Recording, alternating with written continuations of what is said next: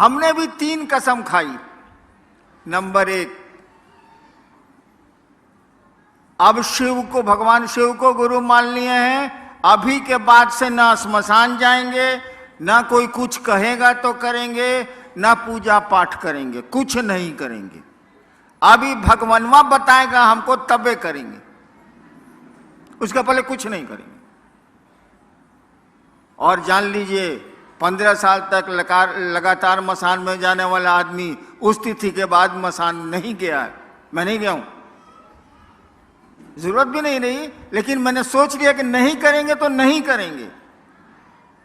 पहली कसम खाई कि मास्टर बदल गया, अब पहले का कुछ नहीं करना है। अब नैका मास्टर पढ़ाएगा तो पढ़ेंगे, नहीं पढ़ाएगा नहीं पढ़ेंगे। दूसरी शर्त बनाई कि आप अगर आसमान से उतरिएगा, कहिएगा हम ही महादेव हैं, मैं ही शिव हूं, हम आपको महादेव न मानने जा रहे हैं। कहा कि श्मशान में हम बहुत प्रेत देखे हैं महादेव के रूप में, बहुरूपिया भी हम बहुत देखा है बचपन में। आदमी साला महादेव बन जाता है, आदमी साला काली बन जाता है, आदमी कुछ बन जाता है, प्रेत भी बन जाते हैं, हम ना मानेंगे। यानी दूसरी कसम मैंने खाई कि आप अगर शिव के रूप में आइएगा, जो फोटो में दिखता है, हम आपको शिव नहीं मानेंगे। तीसरी कसम मैंने खाई कि कोई आदमी आके कहेगा कि हम ही महादेव हैं, हम तुमको सिखलाते हैं, हम उससे नहीं सीखेंगे। आज 70 साल मेरा हो रहा है, अब तक अपनी तीनों कसमों पर मैं खड़ा हूं, नहीं तोड़ी मैंने कसम। और मात्र ये ख्याल आया था, हमको मालूम भी नहीं था कि वो गुरु हैं। ख्याल आया था कि गुरु भगवान होता है। भगवान हमने सुन रखा था शिव को कहते हैं, और हमने शिव को गुरु मान लिया तो आज 40-42 साल से माने हुआ हूं। उसके बाद गुरु ने हमको सिखलाया, मेरे महादेव ने मुझको सिखलाया, तो आपको जो सिखलाया आपको कहने चला आया, वही कहता भी हूं। उन्होंने मुझको, बोलते तो है नहीं वो, आपको जीवन की घटनाओं से समझाते हैं वो, और बोलने से कुछ होता भी नहीं है। हाथ जब तक आग में नहीं जलेगा, आप नहीं समझेंगे कि हाथ किस तरह से जलता है, कैसी आग में। बोलने से क्या हो जाए। महादेव ने मुझको सिखलाया कि दया मांगनी चाहिए। महादेव ने मुझको सिखलाया कि दूसरों को बताओ कि शिव गुरु हैं, वो शिष्य बन सकते हैं, बनाओ उनको। और तीसरा कि नमः शिवाय आप अपने प्रणाम में प्रयोग कर सकते हैं। गुरु हैं तो प्रणाम करना ही है, गुरु है तो दया मांगनी ही मांगनी है। और अच्छी चीज़ आपको मिली है तो दूसरे को नहीं बताइएगा भाई साहब। गांव में एक आदमी कलेक्टर बनता है तो उसका गांव वाला या उसका परिवार वाला सबको कहते चलता है कि हमारा बेटा कलेक्टर हुआ है, हमारा बेटा कलेक्टर हुआ है। बताइए, बेटा कलेक्टर हो गया तो गांव भर को सुना रहा। आपने शिव को ही गुरु मान लिया तो दूसरे को नहीं बताएंगे आप। अचूक कोई दवा आपको मिली है किसी असाध्य बीमारी की, दूसरे को नहीं बताएंगे आप। गुरु ने कहा दूसरों को बताओ कि शिव गुरु भी हैं और वे उनको अपना गुरु बना सकते हैं, वे उनके शिष्य हो सकते हैं। अब देखिए आप लोगों ने क्या भेजा है, उसको मैं देख लेता हूं।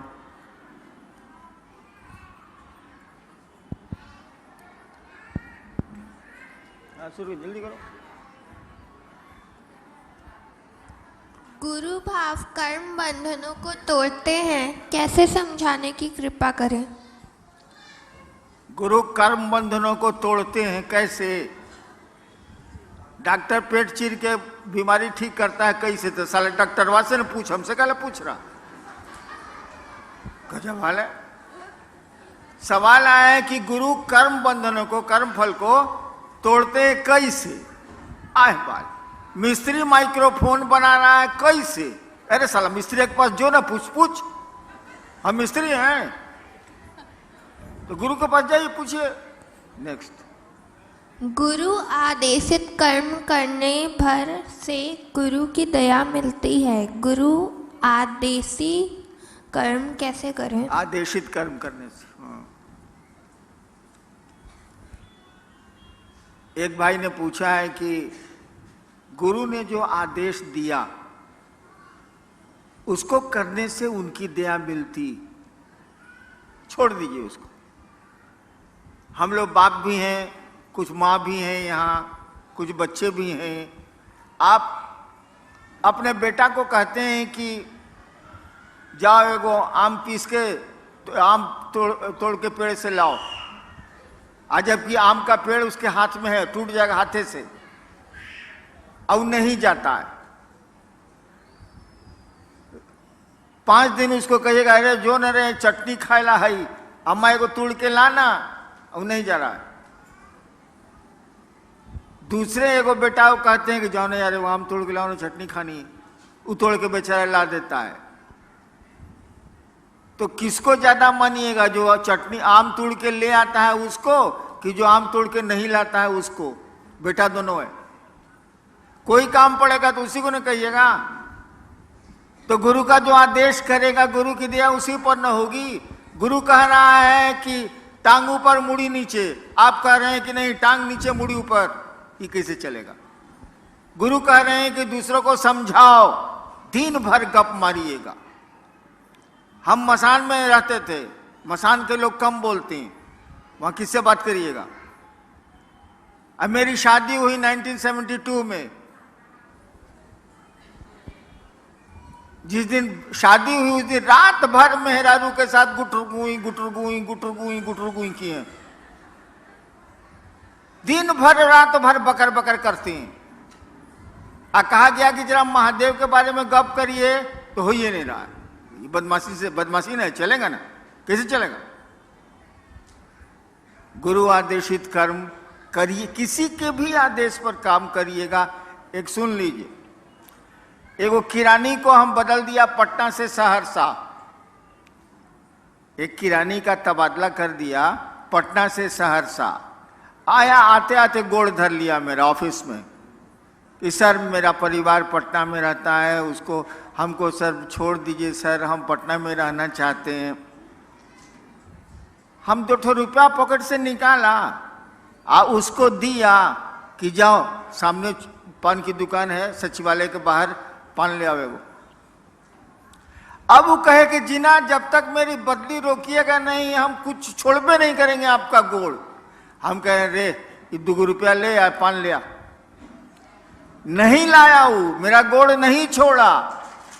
6 साल तक उसको सहरसे में रहना पड़ा, पटना वापस नहीं हुआ। साला मेरा आदेश है पान लाने के लिए, तो साला मेरा गोड़ धरे हुए। ठीक है, तो गुरु का आदेश नहीं मानिएगा, कहिएगा नया महादेव को। एक आदमी हमको बोला कि ना आप आरती करते हैं ना कुछ करते हैं। हम कहे बाबू सुनो, बाप जब घर में आता है तो बेटवा आरती करता है कि बाबूजी जय जगदीश हरे, ओम जय जगदीश हरे। नहीं ना बाबूजी को करता है, माई को करता है ना, कहाँ करता? अगरबत्ती दिखाता है, ओम पिताजी नमः, ओम पिताजी नमः दिखलाता है। तो महादेव को आरती करेंगे तबे खुश होगा वो। आए बा, महादेव का अगरबत्ती दिखाएंगे तबे प्रसन्न होगा वो प्रसन्न तब होगा जब उसको आप अपना समझिएगा। अपनापन का जब अपनेपन का जब भाव आवेगा ना, तब वो प्रसन्न होगा। ये आरती अगरबत्ती से क्या प्रसन्न होने जाए? ठीक है ना से हाँ ठीक है, चलो एक अच्छा काम है करते हैं, लेकिन कोई जरूरी थोड़ी है। गुरु का जो आदेश है वो तो करना ही चाहिए। वैसे अगर आप संस्कृत समझते हैं तो जान लीजिए, शिष्य शब्द बना है संस्कृत में शस धातु से। शिष्य शब्द जो बना है वो शस धातु से बना है संस्कृत में। उसी से बना है शासन, उसी से बना है प्रशासन, उसी से बना है अनुशासन और उसी से बना है शिष्य। शिष्य शब्द का अर्थ होता है जो अनुशासित होने योग्य हो। शिष्य शब्द का ही अर्थ होता है जो अनुशासित होने योग्य हो, यानी गुरु जो कहते हैं वो करने लायक हो, वही चेला है। तो गुरु का आदेश तो हमको आपको करना ही पड़ेगा और तभी उनकी दया मिलेगी। नेक्स्ट, जब हम शिव को पूजा करते हैं तो गुरु बनाना जरूरी है, कृपया हमें समझाएं।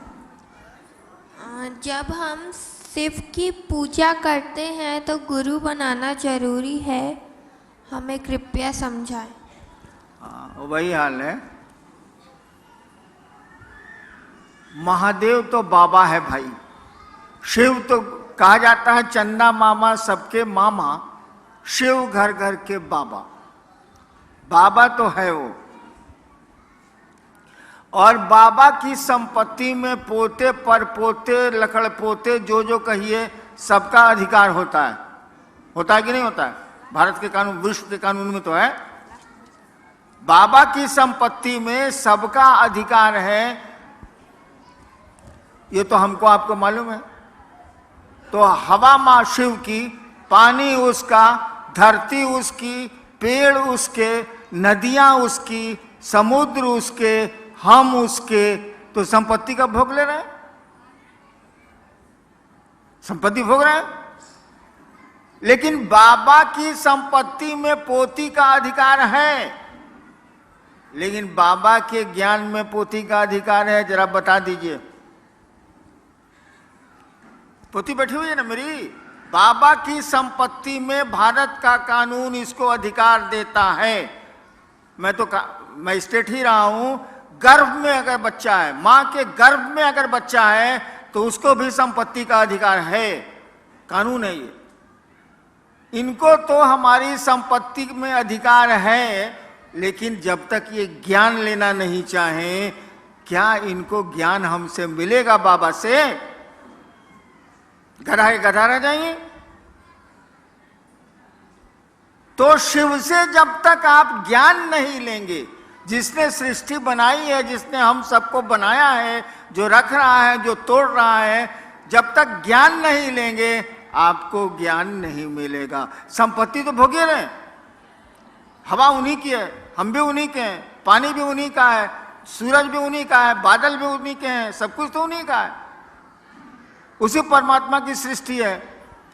तो हम लोग भोग तो रहे हैं संपत्ति, लेकिन ज्ञान को भोगने के लिए, ज्ञान में हिस्सा लेने के लिए हमको आपको शिष्य की मानसिकता में जाना होगा और उसी सत्ता को, उसी शिव को अपना गुरु बनाना होगा, ताकि ज्ञान में भी आपको हिस्सा मिले। संपत्ति में तो हिस्सा मिला हुआ है। नेक्स्ट, गुरुर ब्रह्मा गुरुर विष्णु गुरुर देव महेश्वरा, इसमें तो सभी को गुरु बोला गया है, तो महादेव ही हमारे गुरु कैसे हुए? क्या? गुरुर ब्रह्मा गुरुर देव गुरुर, हाँ ठीक है, हम समझ गए, आगे पढ़ो ना। इसमें तो सभी को गुरु बोला गया है। ओ अच्छा अच्छा अच्छा। भाई साहब ने पूछा है कि गुरु ब्रह्मा गुरु विष्णु गुरुदेव महेश्वरा में सब देवता को गुरु बनाया गया है, तो शिव को गुरु मानने की जरूरत, सब देवता तो गुरु है ही ले। भोजपुरी में वो कहावत बा, भगचोनर हुआ का हो। हाँ, जैसे मैं आया, इस हॉल में आया तो इतनी बत्तियां जल रही थी कि हम चुनहरा गए। हमने कहा बंद करो, मैंने तेज रोशनी में नहीं सूझना, भगचोनर। अरे भैया वो संस्कृत है, उसका अर्थ ठीक से लगाओ ना, उल्टे कर दिया। गुरुर ब्रह्मा यानी गुरु ब्रह्मा है। साला संस्कृत में इसको 0 आया होगा परीक्षा में। गुरुर ब्रह्मा, गुरु ब्रह्मा है। ब्रह्मा माने सृष्टि की को उत्पन्न करने वाली शक्ति, जिसको ब्रह्माणी शक्ति कहते हैं, उसके धारक देवता को ब्रह्मा कहते हैं। यानी गुरु के पास वो पावर है, वो शक्ति है जिससे वो सृष्टि की उत्पत्ति ईश्वर जो करते हैं वो गुरु के पास भी है। गुरु विष्णु, यानी गुरु विष्णु हैं। वैष्णवी शक्ति जिससे पालन पोषण संसार का होता है उसके देवता विष्णु कहे जाते हैं। गुरु के पास यह भी पावर है जो विष्णु के पास है। गुरु देवो महेश्वरा, वो जो ईश्वर हैं, जो महेश हैं, चीफ कंट्रोलर हैं। महेश का मानी होता है नियंत्रक, वो भी गुरु को पावर है। यानी नहीं रहेगा तो आज जीव को कैसे उसे बनाएंगे। इसीलिए कहा जाता है गुरु ब्रह्मा है, गुरु विष्णु है, गुरु महेश्वर है, गुरु साक्षात परमात्मा है। भाई तो पूरा ट्रांसलेशन है कि उल्टी दहलोस, सीधा उसका अर्थ यही होता है, उल्टा अर्थ मत लगाइए। संस्कृत है और ये तमिलनाडु में तो संस्कृत मूल भाषा है, किसी से पूछ लीजिए। सिर्फ सस्य बगिया का फूल तो नहीं बन सका, लेकिन आपसे प्रार्थना है कि आप अपने चरणों के धूल तो कम से कम बना लीजिए। अच्छा, एक भाई ने कहा है कि शिव शिष्यता की बगिया का फूल तो मैं नहीं बन सका, आप अपने चरणों की धूल हमको बना लीजिए। हम तो अपने सारा धूरी हैं, हम हमारे पाँव की धूल लेके क्या करेंगे। हमारे तो गुरु शिव हैं, उनकी धूल ही लीजिए तो कुछ काम भी बन जाए, कुछ जगत भी ठीक हो जाए और कुछ पारलौकिक जगत भी ठीक हो जाए। मेरी धूल लेके क्या करेंगे। जैसे आप हैं वैसे हम हैं, आप भी शिव के शिष्य हैं, हम भी शिव के शिष्य हैं, दोनों में कोई फर्क तो है नहीं। नेक्स्ट। मेरा बेटा शिव से को गुरु मानने के लिए तैयार नहीं, तो क्या करें। एकदम ठीक है। एक भाई ने पूछा कि मेरा बेटा महादेव को गुरु मानने के लिए तैयार नहीं है, इससे बढ़िया बातें नहीं हो सकती है, छोड़ दीजिए। जो कहे ना, समझ लीजिए एक दिन वहां कहेगा। जो कहे हाँ, चलो वो तो ठीक है, बाद में ना कह सकता है। और जो कुछ नहीं बोले, ना हाँ ना ना ना, उस साला बड़ी खतरनाक होता है। जो ना कह दिया वो एक दिन हाँ कहबे करेगा, जाएगा कहाँ वो। तो बेटवा नहीं मान रहा है तो मानेगा एक दिन जरूर। अगर बेटवा कुछ नहीं बोलता है, चुप, तो समझ लीजिए सारी डेंजरस, कुछ नहीं करेगा ये। चलिए। सिर्फ गुरु हैं ये समझते हुए भी मन अपना समझता नहीं है, लेकिन मैं अपना समझने के लिए करने की किसी को ज़रूरत नहीं है। मन समझने के लिए क्या करें। वही 3 सूत्र। आपका मन समझे कि शिव मेरे गुरु हैं, 3 सूत्र ही करने होंगे आपको। और मूलतः महादेव से दया मांगनी होगी। आप लोग तो नमः शिवाय करते नहीं होंगे। कोई करता है नमः शिवाय? कौन आदमी नमः शिवाय करता है? हाथ उठाओ तो। अरे साला सब झूठ बोलता है।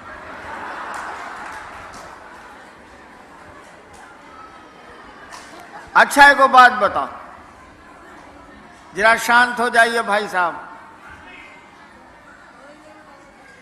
सांस जब भीतर आती है, हर एक आदमी की सांस आती है, सांस जब भीतर आती है तो नमः आया। अपनी गति में, आपको तेज कम नहीं करना है, जैसे सांस चल रही है उसी गति में। सांस जब भीतर आई तो नमः आया, सांस जब बाहर गई तो शिवाय गया। इसको रोज कौन कौन 2 बार करता है, 1 बार करता है? कौन करता है? सब करबे करता है। अच्छा गिराइए, धन्यवाद भाई, करते हैं तो। सांस प्रश्वास पर नमः शिवाय करते हुए महादेव को याद करिए आप 2 मिनट से ज्यादा नहीं टिकिएगा, बाजार में मन चला जाएगा, इधर उधर मन चला जाएगा। नमः शिवाय को आपको टुकड़े टुकड़े में करना है सांस पर। एक बार किया 5 बार, 11 बार से ज्यादा मत करिए। फिर 2 घंटा के बाद 2 बार कर लिया, फिर 3 घंटा के बाद 1 बार कर लिया। ऐसे ऐसे करके उसको टुकड़े टुकड़े में सांस पर, ऐसे ऐसे सांस मत खींचिएगा प्राणायाम की तरह। जैसे सांस चलती है उसी तरह से नमः आया, शिवाय गया, उल्टा भी मत करिएगा। नमः ही भीतर जाएगा, शिवाय ही बाहर जाएगा, उल्टा मत करिएगा। इसको करिए, करना चाहिए आपको। सोने के पहले जरूर करिए, जागने पर कोशिश करिए कि हो जाए। होता तो नहीं है, साली चाय याद आती है, चाय शिव तो याद आते नहीं है।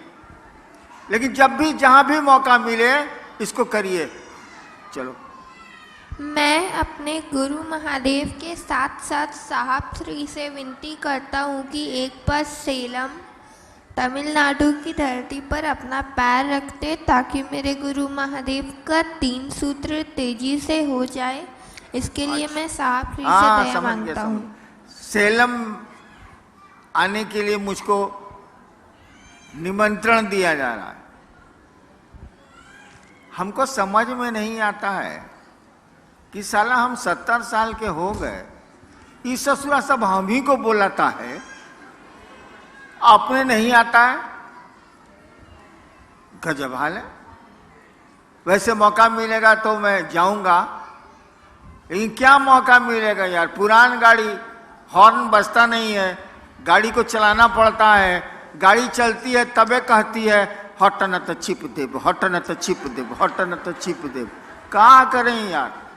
वैसे आएंगे। नेक्स्ट। मेरे तरफ से साहब श्री को जन्मदिन की बहुत सारी बधाइयाँ। आप बहुत लंबे समय तक हमारे बीच चमकते रहे, ज्ञान की रोशनी की तरह। शिव गुरु से यही मेरी कामना है। ठीक है, समझ गया समझ गया समझ। किसी भाई ने मुझको जन्मदिन की बधाई दी। आप एक बात जान लीजिए कि जब मैं पैदा हुआ था वो बहुत घनी अंधेरी रात थी। सुबह पैदा हुआ और रात में दिवाली मनाई गई थी। दिवाली के दिन मेरी पैदाइश। रोशनी तो जल गई शाम में मेरे पैदा होने के बाद, लेकिन मैं अंधेरे में पैदा हुआ था। दिन का समय था, 8 बज रहा था सुबह का, लेकिन रात बड़ी काली थी।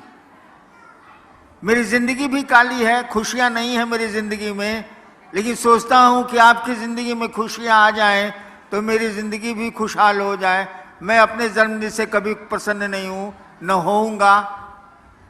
दूसरों की जिंदगी में अगर खुशियां ला सकें आप, दूसरों की जिंदगी में प्रकाश रोशनी दे सकें आप, इससे बड़ा आपका आना कुछ भी नहीं है। अगर जीवन को सार्थक करना चाहते हैं हम आप, तो दूसरों को रोशन करें, दूसरों के रास्ते को प्रकाशित करें, दूसरों की जिंदगी को खुशहाल बनाने की कोशिश करें और शिव से जोड़ेंगे। इससे बड़ी खुशी का दिन कुछ नहीं हो सकता है, वो लौकिक जगत का हो या पारलौकिक जगत का हो। चलिए मैं अब चलता हूं, आप लोगों को प्रणाम मैं निवेदित करता हूं। लेकिन अब आऊंगा मैं चेन्नई तभी जब आप बुलाएंगे, और बुलाने का कारण होगा कि आपने महादेव का काम बढ़ा लिया, लोगों को शिव गुरु से जोड़ लिया। और जोड़िए, हम आपके साथ हैं, वो महादेव भी आपके साथ है। आपको प्रणाम।